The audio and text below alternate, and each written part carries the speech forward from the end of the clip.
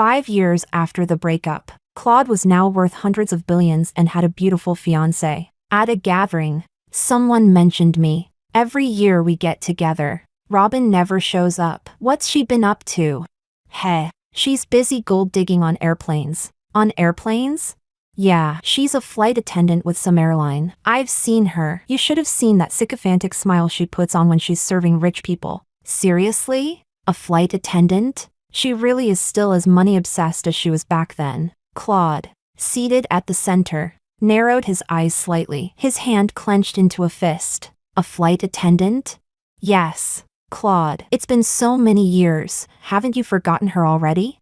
He reached over and took his fiancée's hand. The huge diamond ring on her finger instantly dazzled everyone's eyes. Forgotten long ago. My wedding's next month. Remember to come drink the celebratory wine. Congratulations poured in immediately. Only I, drifting in midair, lowered my head. Chapter 1. 1 year after my death. A class reunion was organized in the alumni chat group. It was said that Claude, whose net worth had already skyrocketed, would also attend. The class group instantly became lively. More than 30 active profile icons. Only mine was gray, sunken silently at the very bottom. Because I was already dead, I could no longer use any communication devices. In the empty room, everything was still arranged as it had been when I was alive. On the table lay the anti-cancer medication I once took. On the day of the reunion, I drifted to the venue. Such a huge private dining room inside a 7-star hotel. No less. I floated around inside,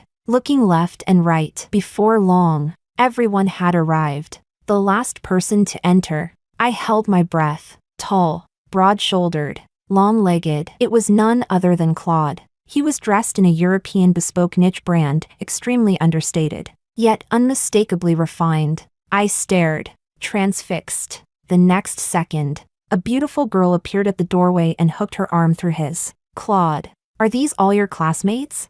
My breath caught instantly. At the gathering, everyone chatted animatedly, eating and drinking, but without exception, they were all trying to ingratiate themselves with Claude. Suddenly, someone glanced around at the people present. We're just missing Robin, right? Heh, ever since graduation 5 years ago, she's been like she vanished off the face of the earth. Who knows what she's doing? With Claude becoming such a successful new generation tech tycoon, we even see him on TV sometimes. She's the most mysterious of all. Probably married a rich guy and became a pampered socialite. Voices overlapped, one after another, until the Arts and Entertainment Committee member, who had stayed silent the whole time, took a sip of red wine. What socialite? More like serving rich people and their wives. She's a flight attendant with some airline, busy as a spinning top. The girl speaking was named Miriam. She was quite pretty too, married to a small-time wealthy boss. A year ago, I had served her and her husband on a flight. You've seen her? Everyone immediately grew curious. Heh, she became a flight attendant? That's a shortcut to getting close to rich people. She's pretty quick-witted. Which airline? How come I've never run into her? Miriam spat out 2 words. Electra. That airline is famous for beautiful flight attendants and handsome male crew. If I get the chance, I'll buy tickets with that airline too. As this topic came up, I quietly looked toward Claude at the center. He said nothing, his expression dark and heavy. The hand resting on the armrest was clenched so tightly that veins bulged out. The class monitor glanced at his fist and immediately signaled everyone to stop talking. The monitor picked up his glass and toasted Claude. Claude, some people just aren't worth it. Not worth remembering. Claude didn't move. He sat there, broad and imposing, as if frozen in place for a moment. It was far too abnormal. No one dared even breathe loudly. Beside him, the beautiful girl looked somewhat awkward and gently held his hand. A few seconds later, he snapped back to himself. He picked up his glass and lightly clinked it against the class monitors. Forgotten long ago. He took a sip of wine, then turned his hand and tightly held the girl's. There's some good news I haven't shared yet. Next month, I'm holding my wedding. You're all welcome to come drink the celebratory wine. Chapter 2. At night, I drifted aimlessly through the streets. Only when I was truly exhausted did I float back home. There was a light on in the room. I found it strange. It was Adriana, my best friend when I was alive. She carried in a basin of water and cleaned my room. She even plugged in my phone from when I was alive and charged it. She did everything in silence, while my eyes burned with a sharp ache. Suddenly, my phone chimed a few times. She put down the mop and walked over to pick it up. It was the class chat group. President Castro. What's the exact date of the wedding banquet? Where will it be held? Someone also sent a photo, Claude sitting next to Miss Tang at the reunion. Everyone look. What a perfect match. Talented man and beautiful woman. Compared to that shallow, empty-headed someone back then. This is 1,000, no, 10,000 times better. Bang. Adriana's hand trembled, and the phone fell to the floor. She suddenly squatted down, covering her face as she broke into sobs. She opened my photo, gently stroking my smiling face. Idiot. He's getting married. You know that? And yet before you died, you were still calling his name. Adriana turned off the phone and continued cleaning. When she left this time, she took my phone with her. I didn't understand. I followed Adriana back to her place. Guarding an empty house alone was simply too unbearable. Normally, my happiest moments were when Adriana came once a month to charge my phone. That way, whenever something happened, notifications would pop up and I could see them. I found it oddly interesting. Even after death, I could still keep up with the news. Chapter 3. Adriana and I were both poor. She had it even harder than I did. She had given birth to a daughter out of wedlock, and the child was born with a congenital heart condition. She set the phone aside and lay down with her daughter until she fell asleep.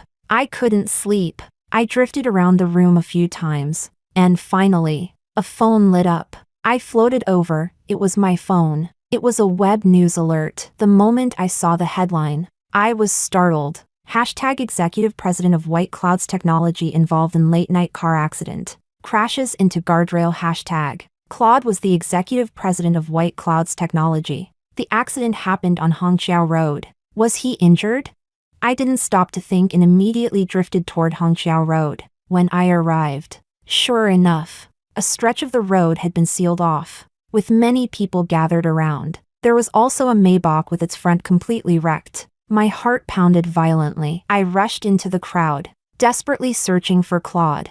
I couldn't find him anywhere among the onlookers, and panic seized me. President Castro, your hand is injured. Let me take you to the hospital. At the sound of the voice, I snapped my head around and saw Claude sitting by the roadside. One of his arms hung limply, blood dripping from the back of his hand. My heart ached at the sight. He said nothing and silently got into the car that had come to pick him up. Chapter 4. At the hospital, the doctor suggested staying for observation for a few days. Claude refused. After having his wounds bandaged, he left the hospital. The driver took the wheel. President Castro, your health is precious. You should at least get a full-body checkup. He rubbed his temples and leaned back against the seat. At the accident scene, who's handling it? Assistant Tom. Claude said nothing more, seeming utterly exhausted as he leaned back and closed his eyes. The car drove straight into a hillside villa. The gate opened automatically, and the lights inside the villa switched on one by one. Claude went inside. I looked around at the furnishings. The once well-known poor boy had now become the untouchable President Castro. You can go. The driver still looked uneasy. President Castro, something's off with you. Did something happen at the class reunion?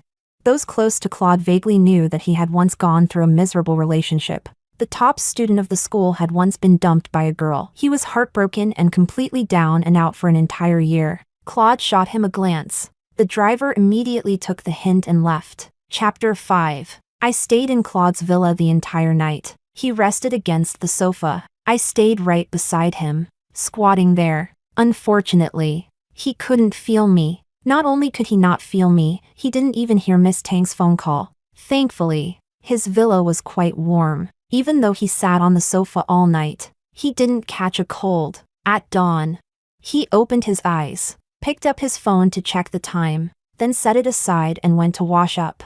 I was puzzled. Didn't he see Miss Tang's missed call? But within a second or two, I figured it out. It had just turned morning. Miss Tang was probably still asleep. After arriving at the company, Claude buried himself in work, processing 50 reports in a single morning. At noon, He checked his phone. Many classmates had sent messages expressing concern. They must have seen yesterday's news. He chose to reply to the class monitor. Then he put the phone down. The secretary came in. President Castro. I'll book your flight to Europe now. His pen paused mid-signature. Before Europe. Don't I have a trip to the south? The secretary nodded. The day after tomorrow. I've already booked the ticket. He suddenly looked up. Which airline? The secretary froze for a moment, then quickly answered. HNA. Claude paused abruptly. Change it. President Castro. Do you need to adjust the schedule? Change the airline. The secretary was even more stunned. Which one would you like to switch to? Claude thought for a moment. I looked at him. The pen clenched in his hand seemed to have been slightly crushed. Electra Airlines. The secretary was surprised, but immediately took out the tablet and began changing the ticket. President Castro. It's done. First class. Seat 1A. Claude didn't respond. The secretary tactfully left. The office returned to silence. I stared at Claude in shock. Electra Airlines? The airline I flew for when I was alive. Did he want to see me?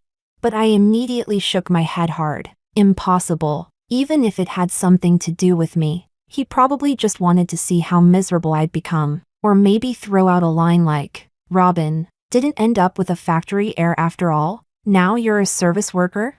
Claude had always been a gentleman. He probably wouldn't say something like that. But back then, right in front of him, I had hooked my arm through another man's and ground him into the dirt. In broad daylight, his eyes had been filled with bloodshot red, terrifyingly so, as if he wanted nothing more than to strangle me. That vicious woman, what he couldn't say to others.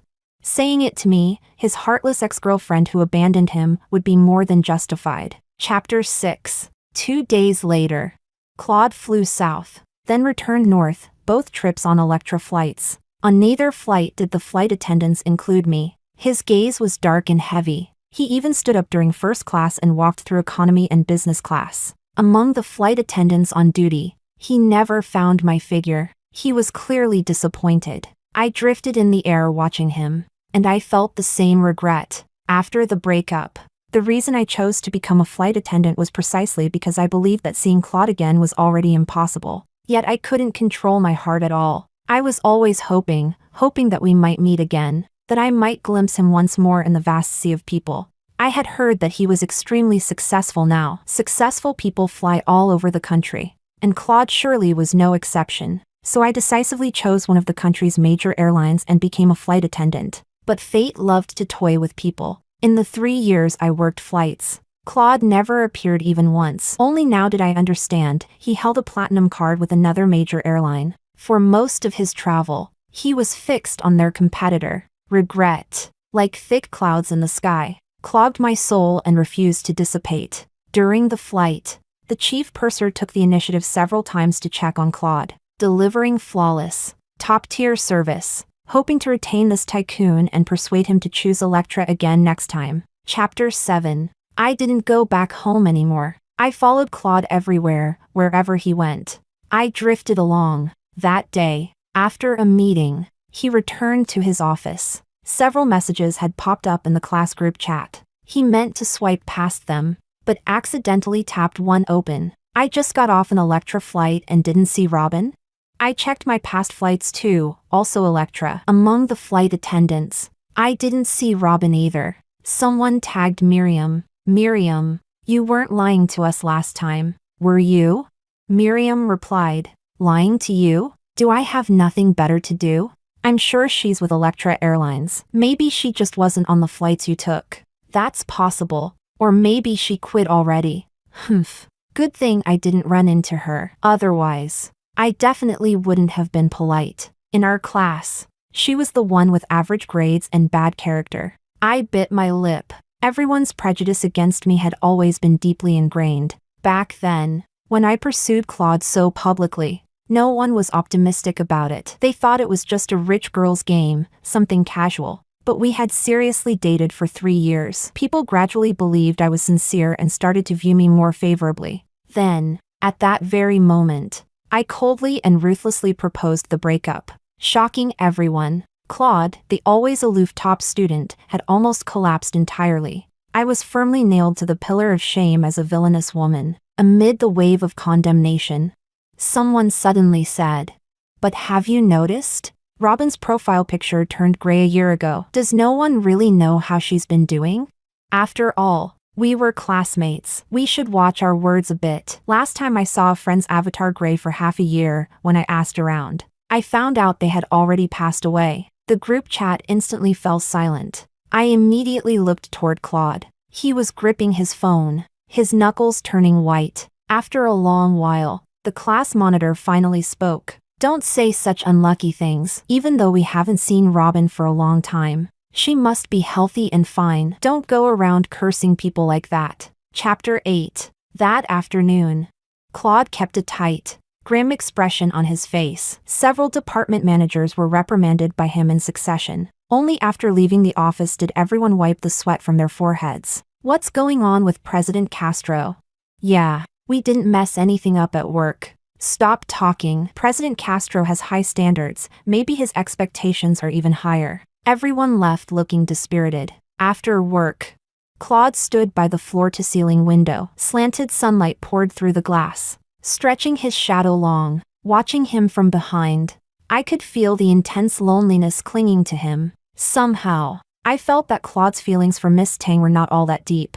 Miss Tang was a daughter of an old, powerful family, perhaps more than love. This was a marriage alliance between two great families. The assistant stood behind him for a long time before cautiously speaking. "President Castro, the bridal studio has sent over 5 venue layout proposals. They need you to choose one." The man said nothing. Cold sweat broke out on the assistant's back as he stammered. Should I send them to Miss Tang instead and let her choose?"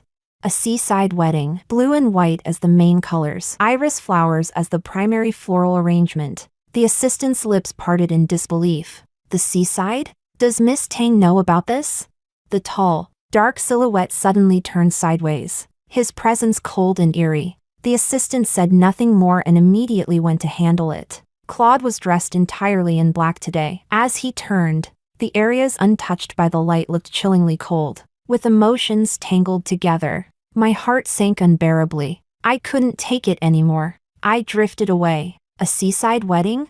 That should be very romantic. Chapter 9. My chest felt unbearably tight as I returned to Adriana's place. She was staring absent-mindedly at the news on TV. The report said, "The executive president of White Clouds Technology has reserved an entire beach to host a highly anticipated seaside wedding with Miss Tang." "Mommy, don't cry." Tony suddenly raised her hand and wiped Adriana's cheek. Adriana hurriedly turned her head and wiped her face clean. "Mommy's not crying. Have you finished your homework?" But Tony continued to stare at her blankly. "Mommy, I haven't seen Auntie Robin in a long time. Wasn't she your best friend?"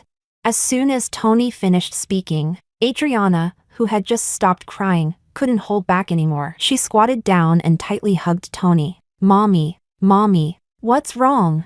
After a full minute, Adriana stood up and took Tony's hand. "Come, Mommy will take you to see the most important person in Auntie Robin's life before she passed. Okay?" The most important? Tony clearly didn't understand, but Adriana seemed to have made up her mind. She put a coat on Tony, took her hand, and went out. I was stunned. What was Adriana going to do?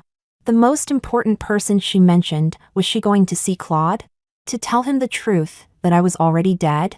I hurriedly tried to stop her, but my body was only a wisp of a soul. I passed straight through her. Chapter 10. Sure enough, I hadn't guessed wrong. She took a taxi to the hillside villa and waited at the gate with Tony. "Mommy, this place is so big. There's even a soccer field," Tony said curiously, peeking through the iron gate. At that moment, dazzling headlights flashed on, and a brand new Maybach pulled up to the entrance. The gate opened automatically, and the car was about to drive in. Adriana pulled Tony with her and blocked the front of the car. The vehicle screeched to a sudden stop. The driver got out, clearly irritated.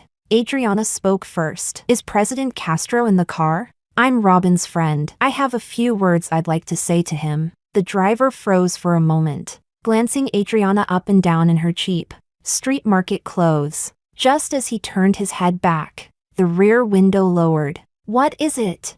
Adriana said. President Castro. She says she's Robin's friend. Chapter 11. After a minute-long standoff, Claude got out of the car. You're her friend? Adriana had clearly prepared herself mentally before coming. Yet when Claude stepped out, she was still intimidated by his presence and nodded. Claude let out a cold laugh. Hey, didn't she find herself a rich factory heir? Funny how she still makes friends among poor people. So deep was Claude's hatred toward me that he showed no mercy even toward my friend. I took a sharp breath, desperately wanting to cover Claude's mouth. Adriana frowned and stopped being polite. I knew her well. When it was time to stand her ground, she could be just as tough. Mr. Castro, there's no need for such sarcasm. She proposed the breakup back then. And now aren't you getting married too? Claude Castro looked as if he had just heard an enormous joke. His expression turned chillingly cold. It's been 5 years since the breakup. I'm not allowed to get married? Your friend is quite ridiculous too. She sent you here, didn't she? What does she want from me? Borrowing money? Or did she regret it and now wants to come back and beg me to reconcile? Adriana froze. Claude suddenly raised his hand. A powerful Tibetan Mastiff ran over to his side. The jet-black Mastiff instantly frightened Tony, who hid behind Adriana. Mommy, I'm scared. Claude gripped the leash and swept a glance at the two of them. Go back and tell her this. She'd better never appear anywhere near me again. Otherwise, this Tibetan Mastiff of mine is a carnivore. I'm afraid I won't be able to stop myself from letting it loose to tear her flesh apart and drink her blood. Mr. Castro, are those words something a human being with any warmth left should say? Claude Castro's face grew even colder. Are you really her friend? If you truly are, haven't you heard her talk about how she humiliated me back then? Adriana parted her lips slightly. She was wavering now, uncertain. She said she felt deeply sorry toward you. She cried over it on countless nights. Cried? If shedding a few tears could make up for my 3 broken ribs, could make up for me kneeling down and begging her not to leave, then would anything in this world still matter? Are all life-altering events something that can be solved just by crying a little? Claude's expression hardened once more. Digua, see them out. The Mastiff immediately bared its fangs. Tony burst into tears, terrified. Adriana clutched Tony and retreated again and again. The Mastiff continued to pursue them. I spun anxiously in midair. Claude, don't scare them, please. Tony's heart has only just recovered. She can't handle an accident. Only when they had been chased nearly 20 meters. Just as the Mastiff was about to leap at Adriana, Claude finally spoke. Digua. The Mastiff returned to his side. Claude stroked its head. 2 imposing figures turned and strode back through the gate together. Mr. Castro, you can rest assured of one thing, Adriana suddenly said. Robin will never come looking for you again. She can never come again. Claude, standing on the central axis of the gate, stiffened for a brief moment. He narrowed his eyes and turned his head slightly. What did you say? In your world, she betrayed you. Maybe she had her reasons, but none of that matters anymore. Robin was right about one thing. Once you miss each other, you miss each other forever. No explanations needed. From the moment she said break up, you lost each other for good.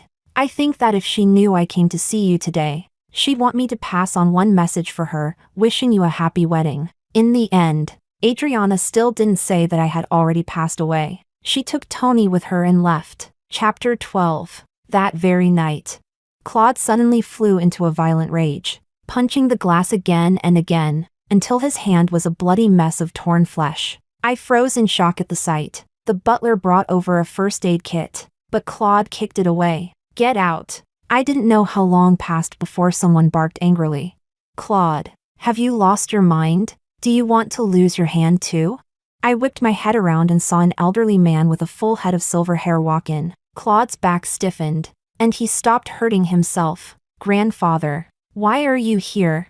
Hey, why am I here? I heard that dead girl's friend came to see you. Have you forgotten how she humiliated you 5 years ago? Just hearing news about her is enough to make you lose control. Claude pressed a hand to his forehead. Blood dripped from the back of his hand. Grandfather, I can't forget her. I won't be able to forget her for the rest of my life. I drifted backward 2 steps. Claude said, he had never forgotten me. You bastard. Nova is such a good girl. You don't cherish her. Yet you keep bringing up that dead girl. Are you trying to anger me to death?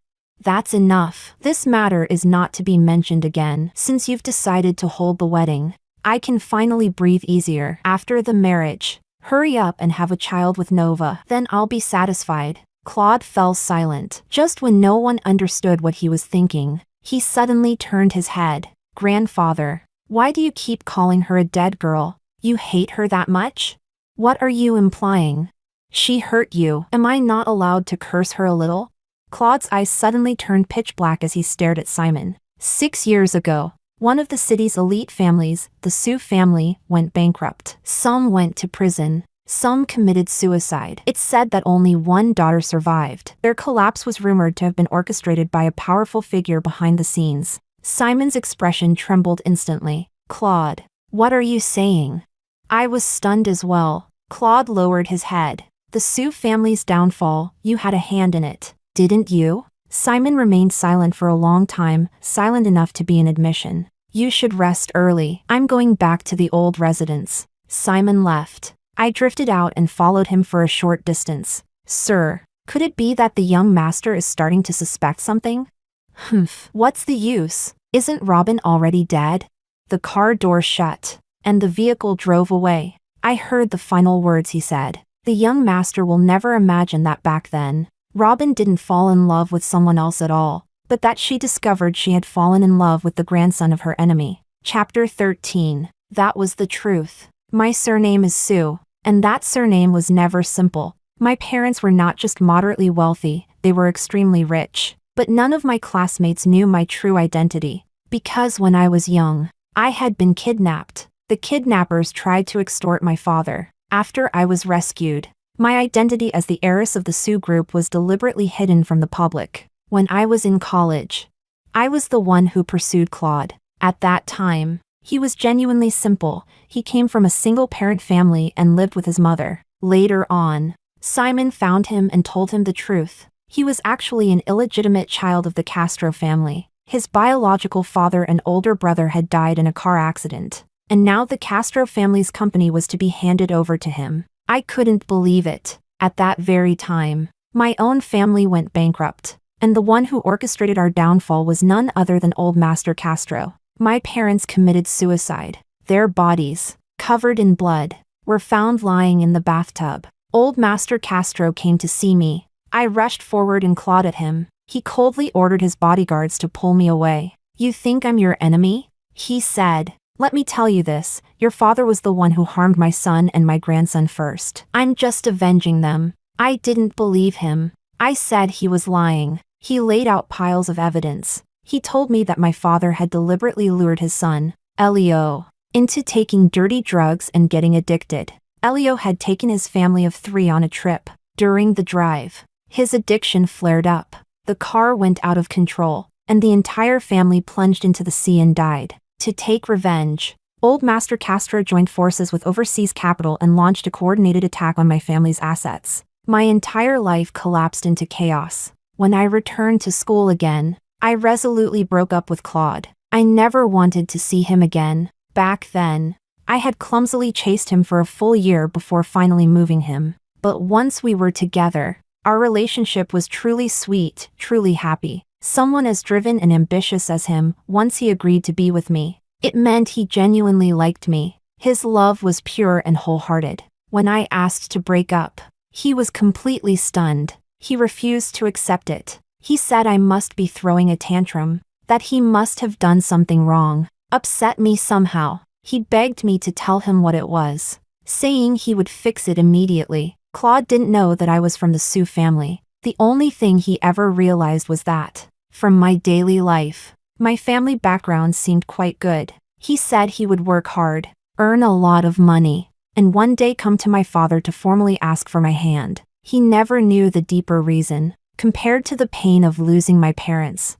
His persistence only suffocated me. My attitude was firm. I even hired an actor to pretend to be my new boyfriend. That completely crushed Claude. In a deserted corner, he dropped to his knees with a thud and clutched my legs. Robin, you're lying to me, right?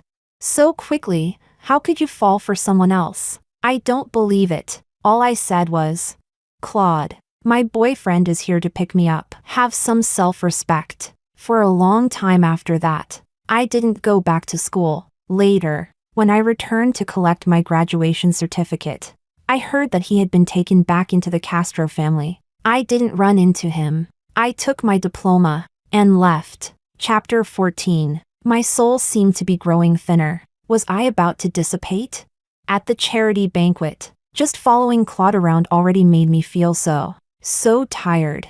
I thought this would probably be the last night I could stay by his side. Claude was dressed in a perfectly tailored suit, constantly surrounded by people. Back when he had just entered high society, a few CEOs thought the Castro family was in a transitional period with no clear successor and made several moves against the Castro business. But very quickly, Claude struck back. Claude's backbone had always been cold and hard. No one could snatch food from his mouth. President Castro. That voice? I turned my head, and it was Isaac, the CEO of Electra Airlines. During the group's unified training sessions, I had heard him speak several times. His voice was especially rough and deep. What I hadn't expected was that the woman on his arm was actually my former chief purser. Claude had been about to leave when he suddenly stopped and clinked glasses with the other man. Isaac. Isaac was pleasantly surprised. He hadn't expected Claude to give him face. Just moments earlier, several other CEOs had already suffered under Claude's cold treatment. President Castro. I recently acquired a Tang Dynasty painting of mountain birds. I wonder if President Castro might be interested. If so, I could take you to the lounge to have a look. Claude declined politely. I'm not interested in those things. His gaze deepened slightly. Isaac. I have a friend. I heard she works at Electra, so I wanted to ask you about her. President Castro's friend works at Electra? Which executive is it? Or a vice president? Please tell me. I'll make the arrangements immediately. Claude cut him off. She's a flight attendant. What? Isaac froze completely, utterly stunned. But then he seemed to think of something and quickly smiled. Please tell me. President Castro. It just so happens that my companion tonight is the most outstanding chief purser in our company. She's been flying for 20 years. There's no flight attendant she doesn't know. Claude then glanced at the elegant chief purser. Elisa. Elisa smiled and waited. Claude slowly spoke a name. Robin. When I heard my name, my soul trembled violently. He really was asking about me. Elisa, however, suddenly shuddered and widened her eyes. Claude caught the abnormal reaction in her gaze. What's wrong? It truly was a coincidence. Back when I worked at the airline, Elisa had taken good care of me. She also knew that I resigned after being diagnosed with stomach cancer. She had even come to see me at the hospital when I was so thin I barely looked human anymore. She had held me and cried in pity. Elisa's voice trembled. President Castro. What is Robin to you? How do you know her? Claude stared at her. Sounds like you know her very well. Elisa held her wine glass, but her hands shook uncontrollably. Claude frowned. Beside them, Isaac grew impatient, clearly treating this as an opportunity to curry favor with Claude. Elisa, don't keep us in suspense. President Castro thinks highly of her. Hurry and have her take a cab over to the banquet. Elisa interrupted him in a trembling voice. That's impossible. She can't come. Isaac said. What do you mean? Is she on a flight? Claude's brows knitted even tighter, impatience creeping in. Isaac grew anxious. Elisa took a deep breath. She resigned a year ago. Claude suddenly became patient. She resigned? Where did she go after that? Do you know? Elisa's eyes instantly turned red. She shook her head. She didn't go anywhere. She died. She had stomach cancer. The cancer spread, and she passed away on July 2nd last year. What did you say? Suddenly, bang, a wine glass smashed onto the floor. Everyone in the hall turned to look. I stared at Claude in shock. As if he had completely lost control, he grabbed Elisa by the shoulders. You're joking, right? You're joking with me. Do you know how many lives you have to dare joke with me like this? Elisa winced in pain, but she didn't change her words. Instead, she seemed to recall something and exclaimed in shock. When she was dying, she kept murmuring Castro, so the person she was calling out to all along was you. President Castro? What? Claude suddenly released her. His body staggered backward 2 steps. Chapter 15. The fact that I was dead, Claude finally knew. At 10 in the evening, Elisa brought him to the place where I had lived when I was alive. Adriana rushed over and saw the two of them standing at the doorway. You too. Elisa recognized Adriana and nodded. Open the door. Adriana opened it. Claude walked in. He was still so tall. Yet at this moment, he looked heartbreakingly thin and fragile to me. He went into my bedroom, pulled open a drawer, and took out a photo album. The moment he opened it, he suddenly hugged it to himself and broke down crying. The album was something we had bought when we were in love. Inside were recorded all the little moments of our relationship. Adriana stood quietly at the doorway. She took my phone out of her coat pocket, placed it beside him, then left the room. He picked up my phone and unlocked it. The lock screen was a photo of his back. He opened the Notes app. Inside were entries, one after another. My anti-cancer diary. February 1st, 2019. It hurts so much. If Claude were here, that would be so nice. He'd be worried sick, holding me and comforting me, probably crying from anxiety. But he won't show up, even when I wasn't sick. During the 3 years I kept flying, I never saw him once. He probably doesn't want to see me. February 7th. Woo-woo. It really hurts. I'm going to see Mom and Dad soon. The only person I still worry about in this world is Claude. I don't know, after 4 years of breaking up, has he already forgotten me? March 6th. I miss the clear broth noodles outside campus. I've been especially nostalgic lately, thinking about the times we ate noodles together when we were still together. April 10th. Why does fate have to toy with people like this? Why did Claude Castro have to be a child of the Castro family?